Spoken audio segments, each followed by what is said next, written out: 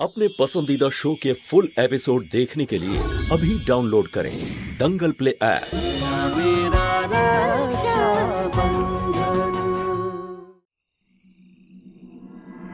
মালিক, ভুল আমাদের দুজনের। কমলা মিষ্টি বানানোর একটা বড় অর্ডার পেয়েছিল, সেই জন্য ফুলিকে আমাদের বাড়িতে নিয়ে যায়।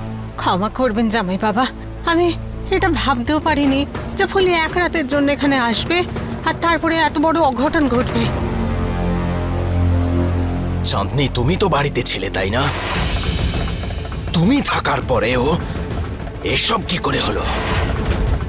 বাবা, চাঁদনি মায়ের এতে কোনো ভুল নেই, উল্টে চাঁদনি মাই লড়তে গিয়েছিল। পরে ওই বুড়িটা চাঁদনি মাকে ধাক্কা মারায় পড়ে গিয়ে অজ্ঞান হয়ে গেল। পরে চাঁদনি মাই আমাকে অন্ধকার থেকে আলোয় আনলো।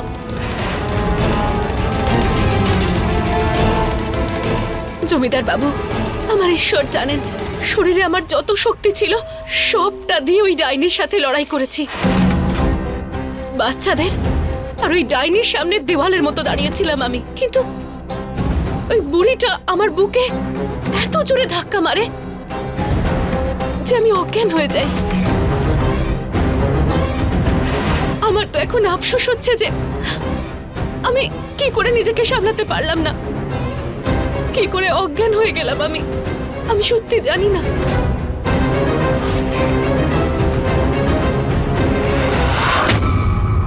উমেদ সিং এর বাচ্চাদের সাথে এসব করার সাহস কি করে হলো?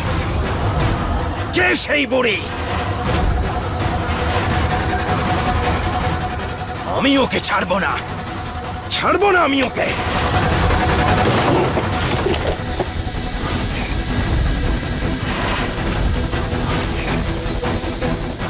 ভীম সিং, চলো আমার সাথে।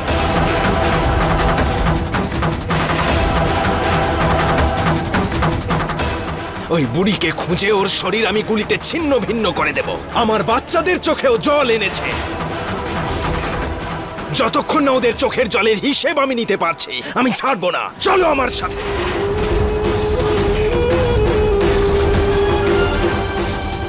জমিদার বাবুর মাথায় তো এখন আগুন চেপে গেছে। প্রতিশোধের আগুন আস্তে আস্তে আমার দিকে না চলে আসে, ওনাকে এক্ষুনি আটকাতে হবে। জমিদার বাবু, আপনি এত রাগের মাথায় বন্দুক নিয়ে কোথাও যাবেন না। যদি রাগের মাথায় কোনো বিপদ হয়ে যায় তখন আমাদের কি হবে? আপনার বাচ্চাদের কি হবে? একটু ভেবে দেখুন, আপনার ভরসায় আমরা সবাই বেঁচে আছি আর সারা গ্রাম ওই বুড়িটাকে খুঁজছে। আমার তো মনে হয় যে হয়তো ওই বুড়িটা কোনো ছেলে ধরার দল থেকে এসেছে। আমি আপনার কাছে হাত জোড় করছি, দয়া করে কোথাও যাবেন আপনি না। আমার সামনে থেকে সরে যাও, আমি কারো কথা শুনবো না। সরো। জমিদার বাবু, হাত জোড় করছি, কোথাও যাবেন সরো, না। এত রাগে সরো, আমার সামনে আসবে না।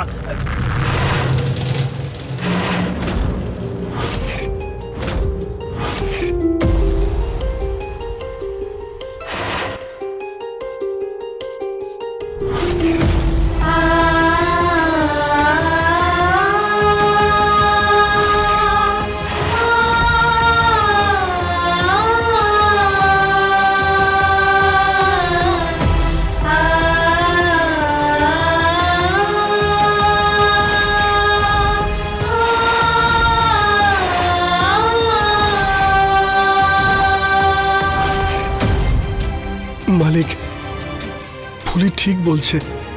জানি না বাচ্চা চোরদের দলে কতজন রয়েছে। এইভাবে আপনার যাওয়াটা ঠিক হবে না। বাচ্চাদের আপনাকে প্রয়োজন। দেখুন, ফুলি আপনাকে ওর দিব্যিও দিচ্ছে বাচ্চাদের জন্যে।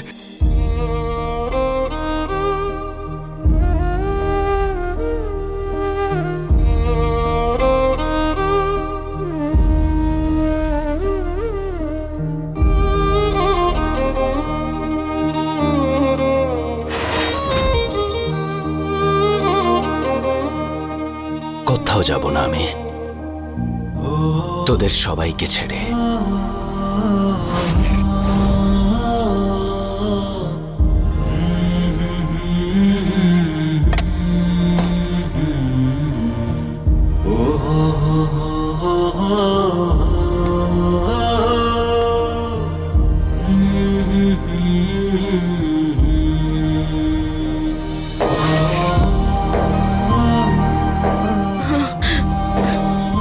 তোদের বাবা তোদের সঙ্গেই আছে, ঠিক আছে?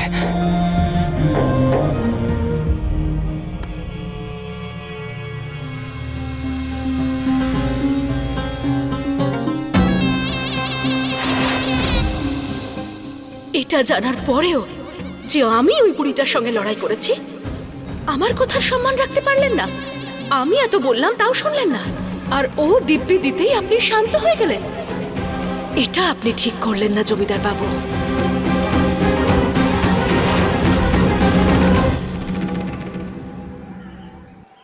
গরিবের কথা বাসি হলেও সত্যি।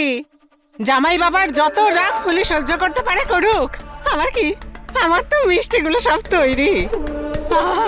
এই সব মিষ্টি বিক্রি করে আমি প্রচুর টাকা রোজগার করব, আর সেই টাকা দিয়ে সংসারটা সাজিয়ে তুলবো। কিন্তু ওনার ফোন এখনো আসলো না কেন?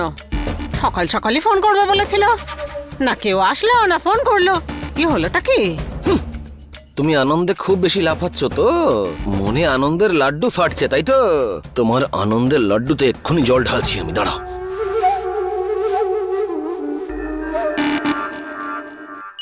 এসে গেছে ফোন, এসে গেছে ফোন। হ্যালো, হ্যাঁ নমস্কার, কেমন আছেন? আপনার ফোনের অপেক্ষায় ছিলাম আমি।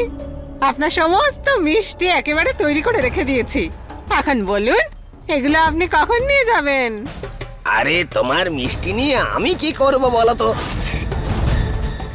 আরে আমি তো শুনলাম যে তোমার ওই মিষ্টি একদমই পচা, বেকার আর জঘন্য।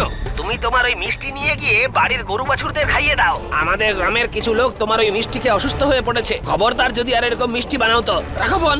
আরে এসব কি বলছেন? হ্যালো হ্যালো, আরে হ্যালো হ্যালো।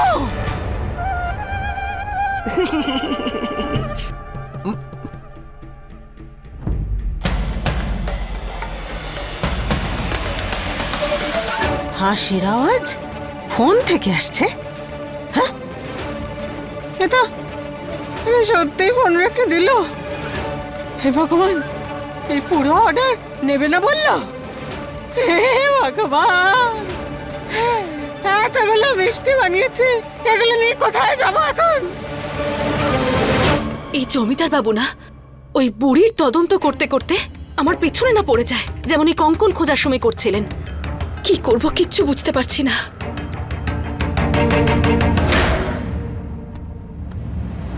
আরে ছাড় ছাড় আমাকে, কি করছিস? কি করছিস তুই? ছাড়। কত ভালো আমি, তাই না? তোমার প্রত্যেকটা কাজ কত ভালো করে করে দিই আমি। আর আমার চাঁদনি রানী তো আমাকে পুরস্কারও দেয় না। কথার সাথে সাথে দেখছি সাহসও বেড়ে যাচ্ছে তোর। সোজা জমিদার বাবুর ঘরে চলে এসেছিস, মারবি নাকি আমাকে? ছাড়।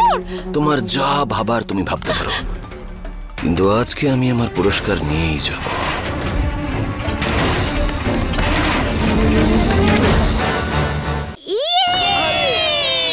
আমরা জিতে গেছি, আমরা জিতে গেছি, জিতে গেছি।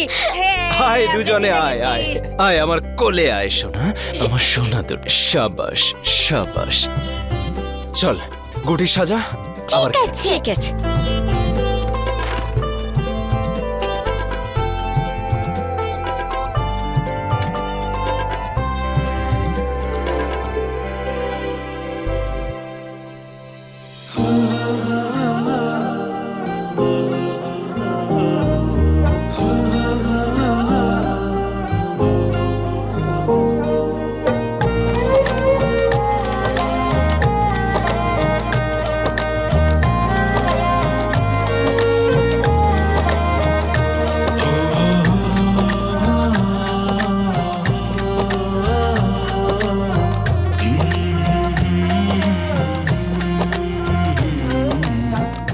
কি হয়েছে তোর ফুলে?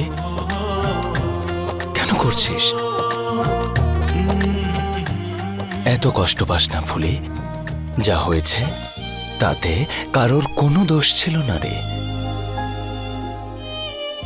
দেখ দুজনে ঠিক আছে। কে জানতো যে তুই এক রাতের জন্য বাইরে যাবি আর বাচ্চাদের এই অবস্থা হবে? আমিও জানতাম না।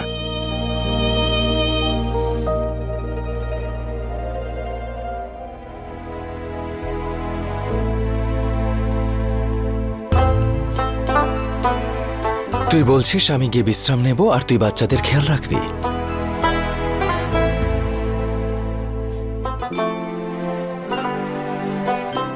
ভরসা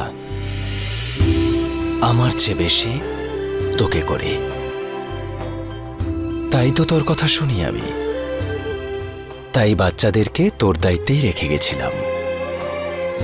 আমি বিশ্রাম নেব, তারপরে গ্রামের লোকেদের কাছে গিয়ে জিজ্ঞেস করব যে বুড়ির খোঁজ পাওয়া গেল কিনা। আসছি, তুই খেল ওদের সাথে। এসো ফুলিমা, আমরা খেলি।